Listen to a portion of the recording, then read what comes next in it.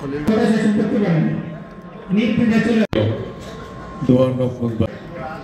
দেশের গণতন্ত্র পুনরুদ্ধার ও উন্নয়নের পথে প্রবাসীরা গুরুত্বপূর্ণ ভূমিকা রাখছেন। ঐক্যবদ্ধ প্রবাসী সমাজই দেশের পরিবর্তনের চালিকা শক্তি। সৌদি আরবের রাজধানী রিয়াদে পবিত্র ওমরাহ পালন শেষে নারিশা ও মকসুদপুর ইউনিয়ন পরিষদের উদ্যোগে অনুষ্ঠিত এক আলোচনা সভায় একথা বলেন ঢাকা জেলা বিএনপি সভাপতি ও ঢাকা দোহার নবাবগঞ্জ ১ আসনের জাতীয় নির্বাচনে বিএনপি মনোনয়ন প্রত্যাশী খন্দকার আবু আশফাক। রিয়াদের সিফায় একটি হলরুমে ব্যবসায়ী মোবারক ফরাজির সভাপতিত্বে ও যুবদল নেতা মোহাম্মদ বাদশা মোল্লার সঞ্চালনায় অনুষ্ঠানে প্রধান অতিথি ছিলেন খন্দকার আবু আশফাক।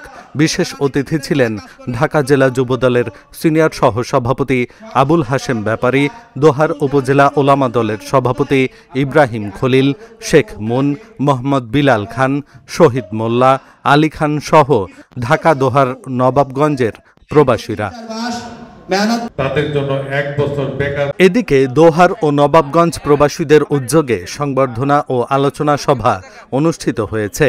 রিয়াদের আরবাইনে একটি হলরুমে এই সভার আয়োজন করেন দোহার উপজেলা ছাত্র দলের সাবেক সহ সভাপতি ও প্রবাসী ঢাকা জেলা বিএনপির সাংগঠনিক সম্পাদক হাসান ইসলাম।